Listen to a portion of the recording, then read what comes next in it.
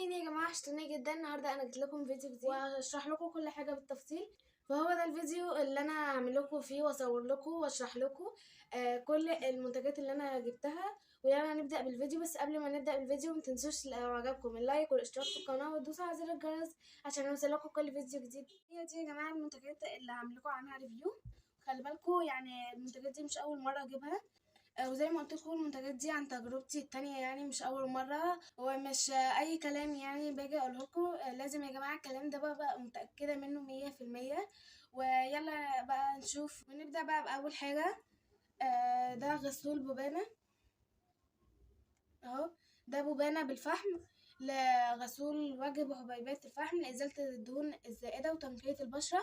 ده يا جماعة البشرة الدهنية والمختلطة، يعني أنا بشرتي مختلطة. الغسول ده بجد ريح بشرتي جدا، يعني بقى بيفتح البشرة، بيشيل اي دهون فيها اي شوائب، بينقي بجد البشرة بطريقة يعني حاجة قمر كده. وطبعا هو بقى بيقشرني البشرة عشان في حبيبات كده بالفحم. حبيبات الفحم دي بتساعد اهو على تنقية البشرة وإزالة الدهون الزائدة والدهون الرؤوس السوداء، بجد تحفة جدا. وبعديها ده سكرub برضو من بوبانة بالفحم. بتمنى بجد انه يكون واضح لكم. ده سكراب بوبانة من الفحم. يعني انا جبت الغسول ده بالفحم ومعاه السكراب بتاعه عشان يعني امشي عليهم هما الاتنين واشوف هيفرق حاجة يعني في بشرتي ولا لا. وبجد الاتنين فرقوا. طبعا السكراب ده كنت مجرباه قبل كده لوحده اهو. جربته في فيديوهات كتير قوي قبل كده وبجد ريحني جدا، وكنت بستعمله في فيديوهات كتيرة قبل كده. عشان يا جماعة ده افضل سكراب انا جربته وحلو جدا وريح لي بشرتي اهو. بوبانة كريم صنفرة بالفحم، يحتوي على الفحم الذي يساعد على تنقية البشرة بعمق مع الحفاظ على ترطيبها، يعمل إزالة الزيوت والدهون والرؤوس السوداء والكلام ده كله. يعني ده وده بجد ريحوني جدا، بستخدم الاتنين مع بعض. وطبعا نروح بقى لتاني حاجة. أنا جبت الاتنين دولت مع بعض، واحد غسول وواحد مقشر أو سكراب. فين اهو. ده غسول من إيفا اهو، غسول للوجه للبشرة الدهنية والمختلطة، غسول تفتيح الوجه.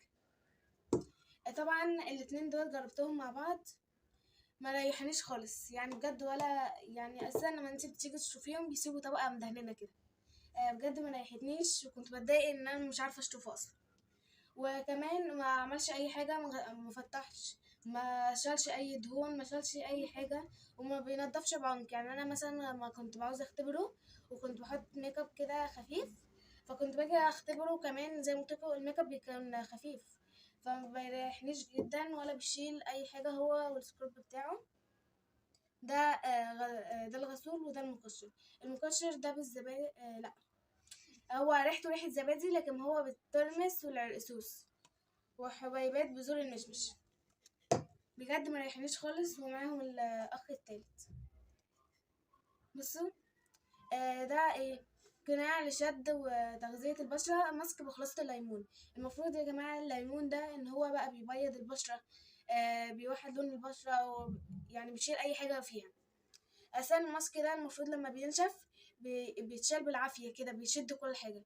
ده عامل شبه ايه يعني المستيكة، حاجة مقربلها كده بتتمط وبتتشال كأنك تمط فيها، شبه السلايم بالظبط بجد.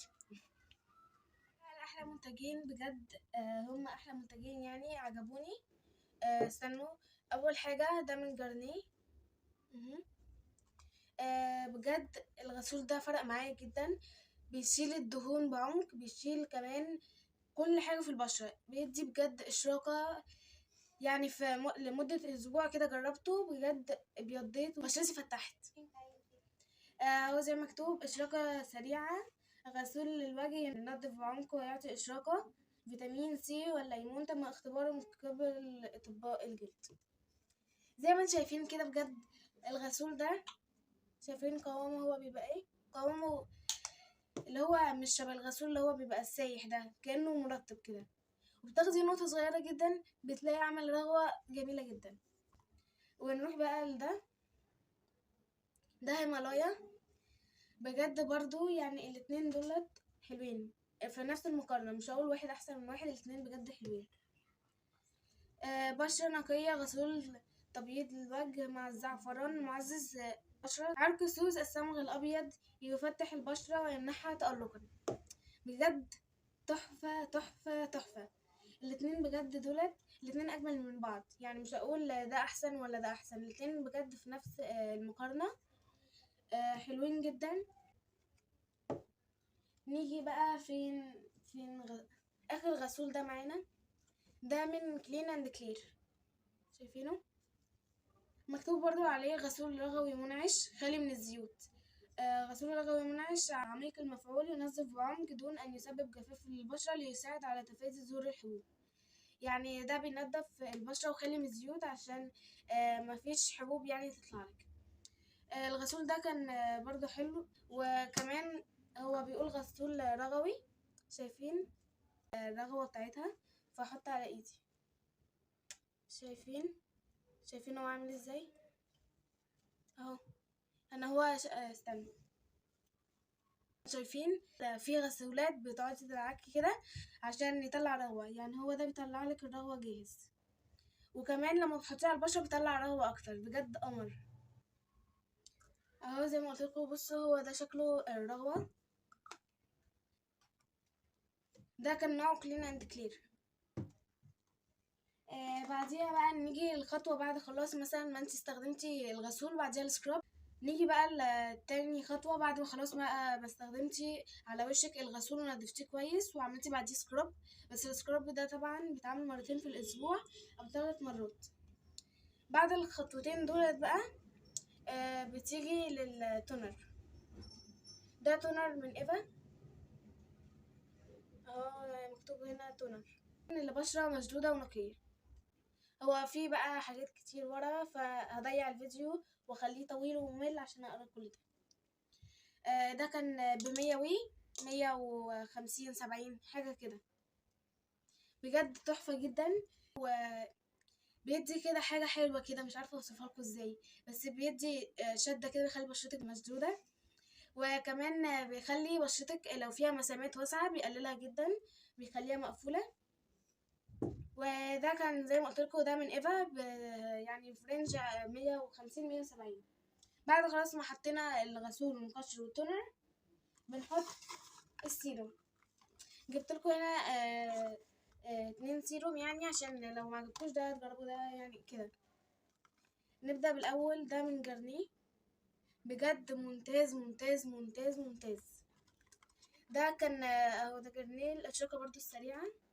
جبت ده مع ده عشان أشوف برضو المفعول بتاعهم قوي ولا لأ. ده بيبقى شكله من جوه، يعني طبعا أنا مستخدماه. يعني الحاجة دي برضو قعدت مدة كده برضو اجربها لكم عشان اشوف هي برضو حلوة ولا لأ، مع انها تاني تجربة، وانا متأكدة بجد من الحاجة اللي انا بقولها لكم 100% دي حلوة ولا لأ. اهو ده من جارنيه، فيتامين سي سيروم فوقك. ده كان بكام؟ 170 او 175. هو ده بصوا بيبقى قوام من جوه لونه ابيض، استنى، شايفين اهو. بجد السيروم حلو جدا، ده مع ده هيديكي نتيجة تحفة. ولو انت مثلا عندك مثلا بشرتك مش موحدة لونها، بجد هيوحد لك لون بشرتك. استخدموا الاتنين مع بعض، بجد تحفة دولت. ده كان 170 او 175. بعديها بقى نروح للسيروم التاني، هو قدامكم اهو تقدروا تقروه.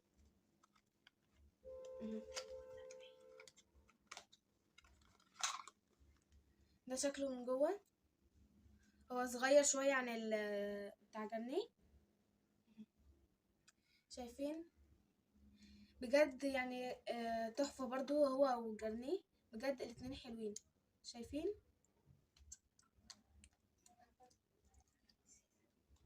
حلو جدا يا جماعة. عايزاكم برضو تجربوا الاتنين سيروم دولت، بجد هيريحوا بشرتكم جدا، وهيوحد لكم لون البشرة، هيدي تفتيح سريع او اشراقة سريعة يعني. بجد الاتنين تحفة. ده كان سعره 270. هو ده اغلى من التاني شوية، بس الاتنين برضو حلوين. ده 270 وده 270 او 275. سوري، اتلخبطت. ده 270 وده 170 او 175. بعد خلاص بقى ما عملنا كل ده ووصلنا للسيروم، بنوصل لفترة المرطب. المرطب ده من نيتروجينا، بجد حلو جدا، ترطيب عالي للبشرة الدهنية والمختلطة. في من تحت كده بيبقى بدل البينك ده بيبقى بلو. ده البلو بيبقى البشرة العادية والجافة، ده البشرة الدهنية والمختلطة. شايفين قوامه من جوه؟ هو سايل شوية، بجد قوامه حلو وخفيف على البشرة، بيرطب لك البشرة بعمق، بيديها حاجة كده جميلة، وبيساعد برضو على الكولاجين. وده كان فرنج 280 285 كده يعني. زي ما قلت لكم برضو المنتجات حسب المكان اللي انت هتشتري منه، يعني مش لازم بنفس السعر، بس هو في الحدود دي، مش هتغلى اكتر من كده. وده كان البشرة الدهنية والبشرة المختلطة، بجد تحفة جدا، بيريح البشرة، بيساعد على انتاج الكولاجين، وبيشد البشرة وبيعمل كل حاجة. بعديها بقى نيجي لده من ايفا. انا بصراحة مستخدمهوش لوشي، ما جربتوش قبل كده لوشي، فده للبشرة العادية والجافة. انا جبته العادية والجافة عشان انا بستخدمه لايدي كريم ايفا البشرة بالجليسرين البشرة الجافة. طبعا بقى لاخر حاجة، ده ماء الميسلر، يزيل البشرة الحساسة، يزيل المكياج، وينظف ويلطف الوجه والعينين والشفاه. بجد حلو جدا، هيريح بشرتك، البشرة الحساسة. حتى لو انتي بشرتك مش حساسة هتقدري برضو تجيبيه، عشان هو بيقولك هنا البشرة الحساسة، يعني بيبقى خفيف على البشرة جدا جدا جدا. ده من جرنيه، كان حوالي 42 جنيه. هو الحجم الصغير ده. نيجي للمخمرية، ده من حاج عرفة، مخمرية الزينة. بصوا تحفة جدا، شكلها فخم. بصوا الخشب، بصوا من جوه فيها طبقة كده بتشال منها. بصوا يعني هي دي اساسا انا مستعملها اهو. شموا ريحتها، بجد هيغمى عليكم من كتر الجمال. بجد ريحتها حلوة جدا، بتدي ترطيب عالي جدا، بيدي ترطيب وريحة، يعني بتفضل معاكي الريحة دي 3 ايام وترطيب عالي. هنا بقى اقول لكم فين المكونات على السريع كده، وهي اساسا كلها مكونات طبيعيه، ما فيهاش اي حاجه. زيت لوز حلو، زيت سمسم، زيت زيتون، شمع عسل، فيتامين اي، زيت عطري، يعني ما فيهاش اي حاجه ولا مواد كيميائيه خالص، كلها مواد طبيعيه. ده ثواني، ده لزيت جونسون، اكيد كلكم عارفين.